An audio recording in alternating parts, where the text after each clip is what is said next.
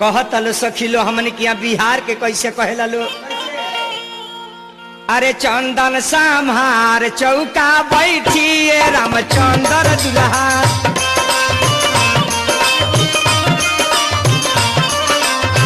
तिलक लेके अइले में हमान लखन दुल्हा। ए सखी लोग कहता पापा तोहार कवन करिए लखन दुल्हा। लक्ष्मण जी मुस्कुराए कहतर कि हमार पिताजी, पिता हमारे जिम्मेदार हो, अम्मा के लिए